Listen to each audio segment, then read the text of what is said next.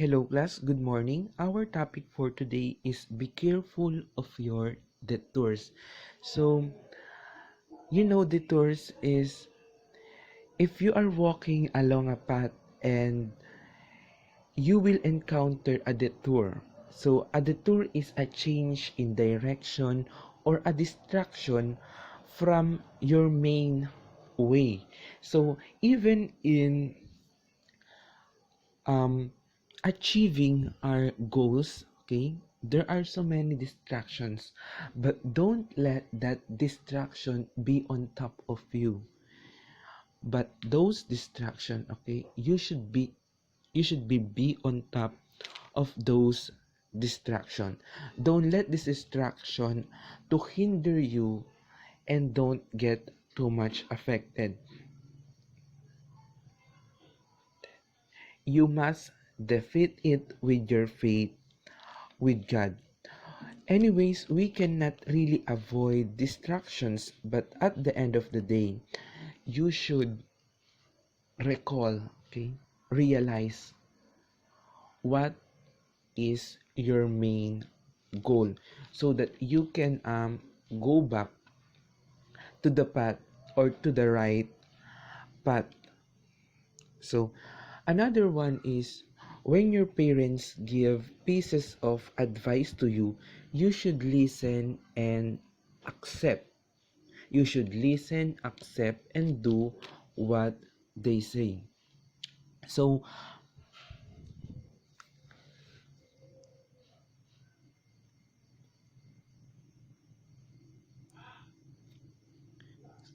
so just like you must keep going in the right direction and choose not to be swayed by any detour. So there is a story in the Bible that talks about the prodigal son.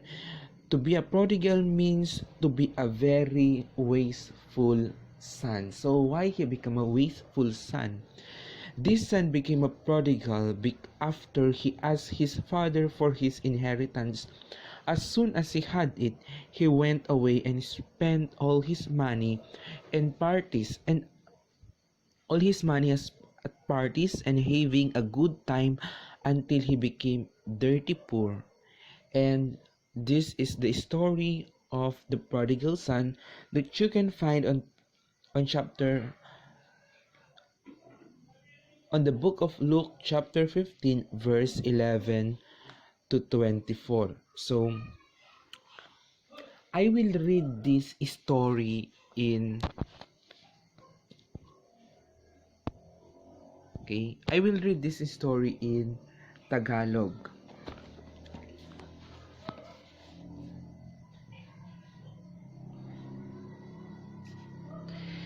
Sinabi ni Jesus, may isang tao na may dalawang anak na lalaki. Sinabi sa kanya ng bunso na, Ama, ibigay niyo na po sa akin ang mamanahin ko at ihatid. At hinati nga ng ama ang kanyang ari-arian. Pagkalipas ng ilang araw ay ipinagbili ng bunso ang kanyang bahagi at nagpunta sa malayong lupain. Nilustay niya roon sa mga bisyo ang lahat ng kanyang kayamanan. Nang naubos ito ay nagkaroon ng matinding taggutom sa lupaing iyon, kaya't siya'y nagsimulang maghirap. Namasukan siya sa isang taga roon at siya'y pinagtrabaho nito sa isang babuyan. Sa tindi ng kanyang gutom dahil sa wala nang nagbibigay sa kanya ng pagkain, halos kainin na niya ang pinagbalatan ng mga bungang kahoy na pinapakain sa mga baboy. Ngunit napag-isip-isip niya ang kanyang ginawa at nasabi sa sarili, labis-labis ang pagkain ng mga alila ng aking ama samantalang ako'y namamatay dito sa gutom. Babalik ako sa aking ama at sasabihin ko sa kanya, Ama, nagkasala ako sa iyo at sa inyo. Hindi po ako karapat-dapat na tawaging anak ninyo. Ibilang na lamang ninyo akong isa sa inyong mga alila. At siya'y nagpasyang umuwi sa kanila. Malayo pa'y natanaw na niya na siya ng kanyang ama at dahil sa matinding awa ay patakbo siyang sinalubong, niyakap at hinalikan. Sinabi ng anak, "Ama, nagkasala po ako sa Diyos at sa inyo. Hindi po ako karapat-dapat na tawaging anak ninyo." Ngunit tinawag ng ama ang kanyang mga alila. "Dali, kunin ninyo ang pinakamagandang damit at bihisan niyo siya. Suotan ninyo siya ng singsing at ng sandalyas.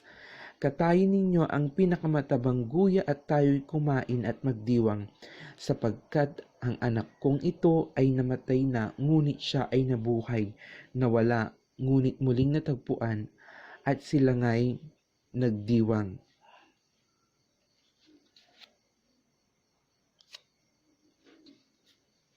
So, if kung mapapansin nyo, okay, sa buhay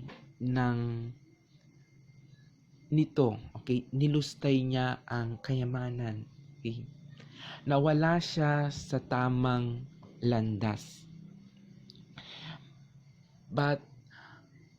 Pero pagkatapos nun, okay, naisipan niya na mali ang kanyang ginawa. Okay?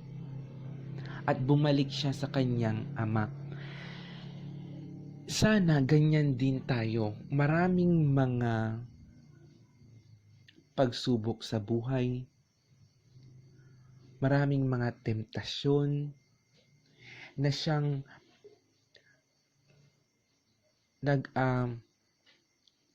nagtutulak sa atin na pumunta sa maling daan.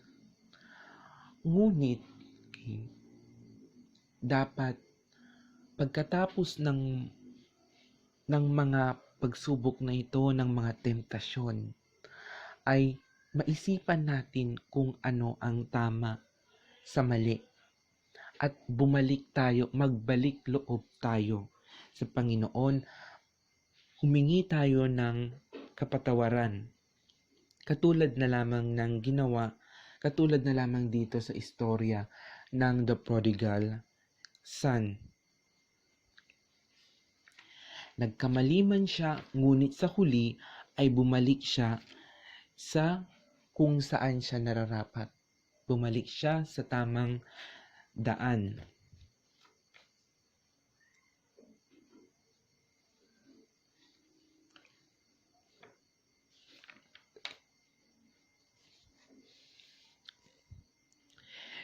So here are some principles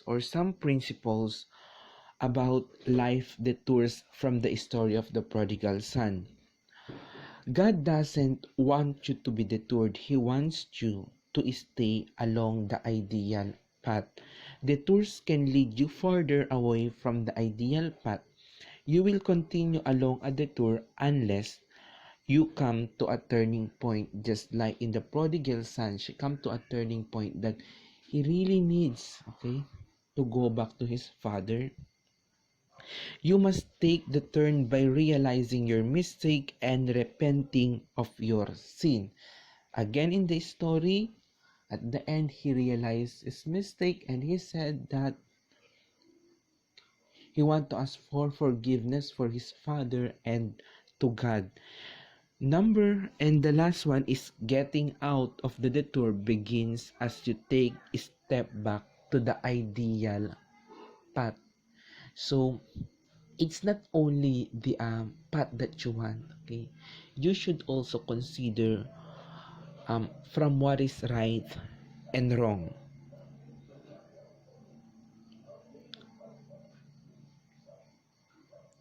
So that is the story of the prodigal son.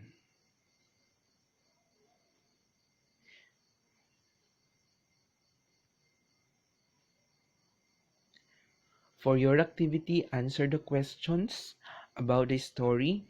Take a clear photo of your answer and send it via private message. Deadline February 3.